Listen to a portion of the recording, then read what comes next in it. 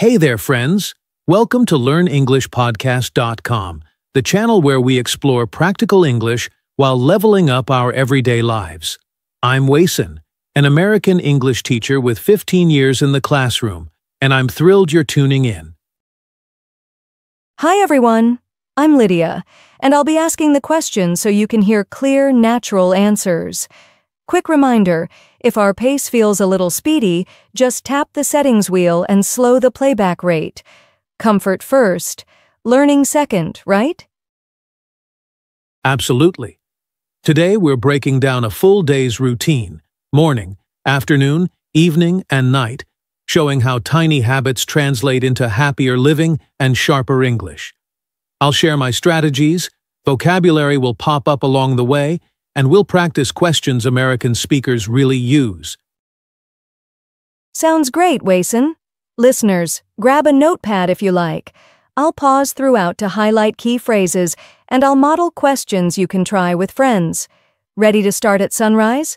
What's the first thing you do when your alarm buzzes? At 6 a.m., my alarm chirps, and before my feet hit the floor, I stretch my arms overhead and rotate my ankles. That gentle motion is, as we say, revitalizing. Lydia, do you stretch or do you sprint straight to coffee? I stretch too, but I hop out faster. First stop is the sink. Splashing cold water wakes me up instantly. Vocabulary tip: the phrasal verb splash on means apply water quickly. Try asking, "Did you splash cold water on your face?" Nice example. Then I hydrate with a glass of room-temperature water plus a squeeze of lemon. Hydrate means give your body liquid. You might ask a coworker, "Have you hydrated yet? The Denver air is dry today." That's everyday American small talk. After water, do you meditate or scroll your phone? Many learners know scroll, but doom scrolling is newer slang for endless negative news. If you need to ask politely, try, "Hey, are you scrolling social media already, or do you want breakfast first?" I definitely skip doom scrolling. Instead, I sit on a cushion for 10 minutes of mindfulness meditation, focusing on my breath. The adjective mindful describes conscious attention. Example question: how can I stay mindful when deadlines pile up? See how the word slides into conversation? I like that approach. Once your mind feels centered, do you dive into a hardcore workout or choose something shorter that beginners can copy without special gear? Listeners often wonder which routine burns calories yet stays gentle on stiff morning muscles. Good point. I flow through 10 minutes of light yoga. Sun salutations plus a child's pose. Yoga vocabulary. Pose means held position. You could ask, which yoga pose eases back pain? Americans often chat about wellness at the office coffee machine. While you're bending, I'm brewing. The aroma of freshly brewed coffee fills my kitchen, and I scramble 2 eggs with spinach. If you need variety, avocado toast is trending across America. From Portland to Miami, you can order it at almost any cafe. Avocado toast is iconic. I pair my oatmeal with blueberries and almonds. Phrase alert: pair with means combine nicely. You might ask, which side dish pairs well with grilled chicken? Using pair as a verb sounds natural and advanced. Speaking of screens, timing matters. When during the morning do you finally glance at your phone to check messages, news, or maybe the weather app? Many learners admit that one swipe leads to 20 minutes lost in cat videos. Only after breakfast. I skim headlines for 5 minutes, then I draft my top 3 priorities in a paper planner. Verb skim means read quickly. Friends can ask, did you skim the contract or read it line by line? Fantastic! So your morning ingredients are stretch, hydrate, meditate, light exercise, healthy breakfast, and planning. Listeners, write those verbs down. They're gold for small talk. Shall we fast forward to the afternoon slump that hits many Americans around 2 p.m.? Let's do it. After lunch, usually a chicken quinoa salad, I walk one city block to shake off drowsiness. Expression, shake off, means remove quickly. Example question, how do you shake off jet lag after flying from New York to LA? Good idiom. Some people fight the slump with energy drinks, but I prefer the Pomodoro technique. 25 minutes of laser focus, followed by 5 minutes of stretching. If you're curious, ask a colleague. Have you ever tried Pomodoro timers for coding? I use Pomodoro too. During breaks, I practice gratitude, writing one sentence like, I'm grateful for friendly neighbors. To ask about gratitude, say, what's one thing you're grateful for today? That question sparks warm conversation at any American dinner table. Speaking of food, what's your go-to afternoon snack? On the go, Americans love apple slices with peanut butter. The phrasal noun go-to means reliable favorite. Ask, what's your go-to study playlist? Easy, natural, and modern. Exactly.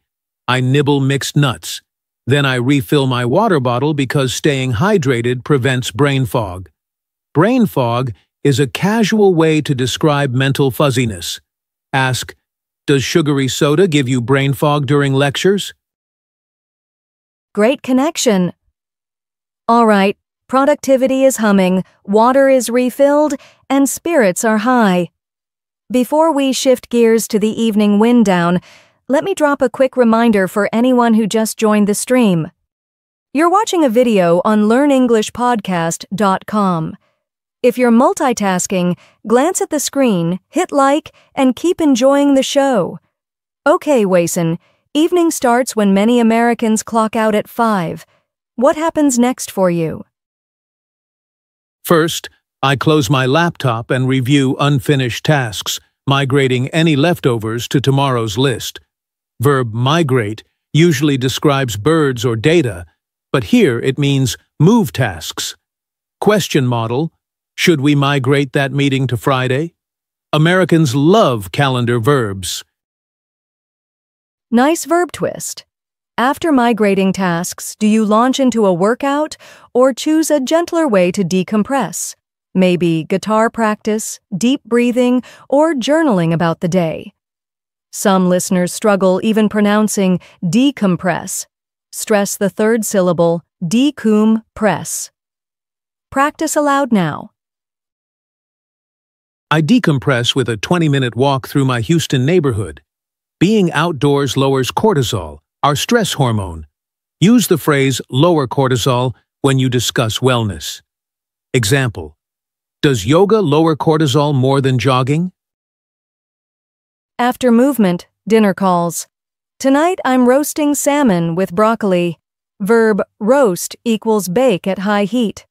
To ask politely, would you like your vegetables steamed or roasted? These details make restaurant English smoother. I'll keep it simpler. Turkey chili in a slow cooker. Slow cookers are staple appliances in many American homes because they save time. If you're curious, ask, how long should I slow cook beef stew on low? Sounds delicious. During dinner, I avoid screens and focus on conversation. The phrase screen-free is trending among families.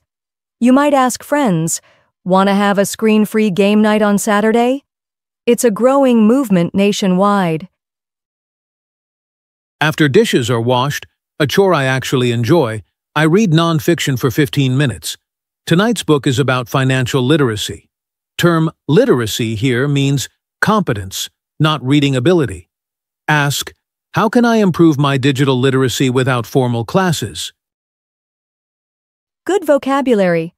Then it's time to tidy the living room so tomorrow feels organized. Remember the phrasal verb, tidy up. Question model. Could you tidy up the table before guests arrive? Efficiency and manners combined. 9 o'clock marks my digital sunset. I dim the lamps and activate Do Not Disturb on my phone. Phrase digital sunset describes powering down electronics. Ask, what's your digital sunset policy for teenagers? See how culture meets language? Perfect segue into our night routine. I shower warm, change into soft pajamas, and jot a gratitude list of 3 wins. Maybe finishing a project or hearing from my brother in Boston. Jot means write quickly. Try, could you jot your idea on the whiteboard? Great verb. Before bed, I lay out clothes for tomorrow, shirt, jeans, and if it's Friday, my lucky sneakers. That tiny habit prevents morning chaos. To inquire politely, say, did you lay out the kids' uniforms yet? Lay versus lie? Watch those irregular verbs. Speaking of sleep, what's your alarm strategy? I set mine for 6:15 and place the phone across the room so I can't snooze. Snooze is both noun and verb. Ask, how many times did you hit snooze this morning? I use a sunrise lamp that simulates dawn over 30 minutes. It helps me rise calmly. If you want to recommend something, structure the suggestion like, you might want to try a sunrise lamp. It reduces grogginess. Grogginess equals half-awake state. Awesome tip, Wason. Now, dear listeners, let's zoom out and recap the entire day so you can anchor the sequence, memorize the verbs, and feel confident retelling it to a study partner later tonight. Morning, stretch, hydrate, meditate, light exercise, nutritious breakfast, plan priorities.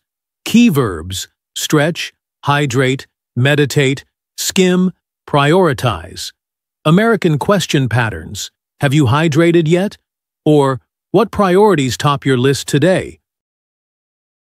Afternoon, balanced lunch, short walk, Pomodoro focus, gratitude jotting, healthy snack, constant hydration.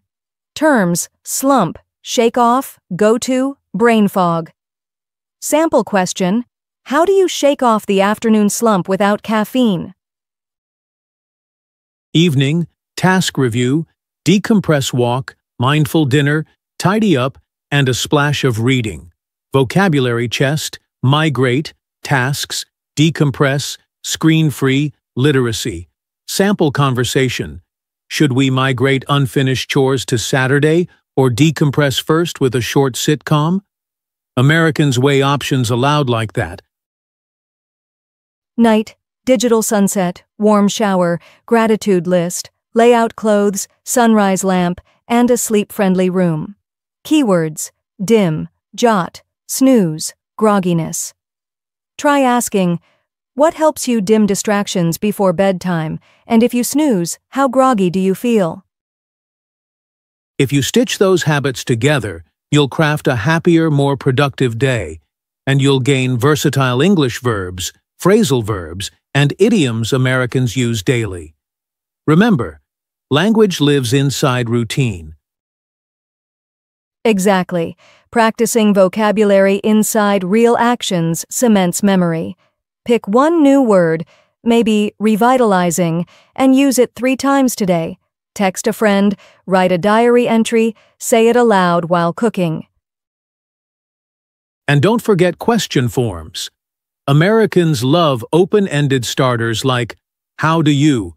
Or, what's your strategy for? Practice them in cafes, study groups, or video calls. Fluency grows through curiosity.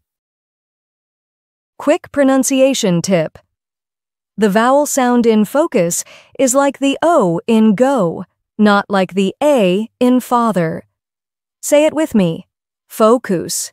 If you want to check politely, you can ask, could you focus on the deadline? Good pronunciation keeps your meaning sharp and clear.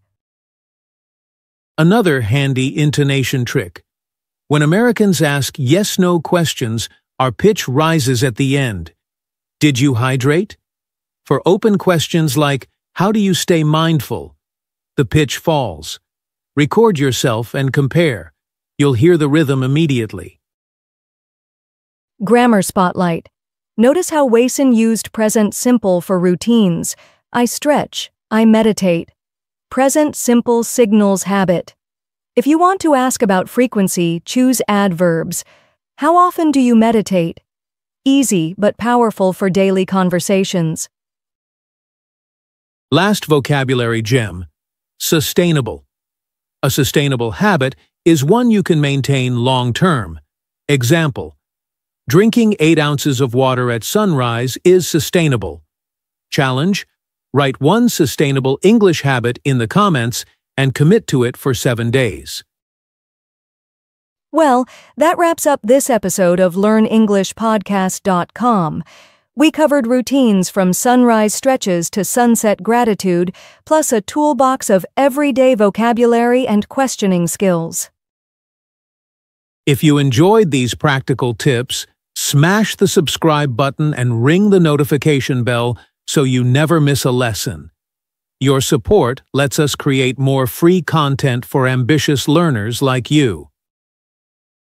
Share this episode with a roommate or cousin who'd love healthier habits and sharper English. Post your favorite new word in the comments. Maybe it's brain fog, digital sunset, or revitalizing. We read every reply and might feature yours next time. Thanks for spending part of your day with us.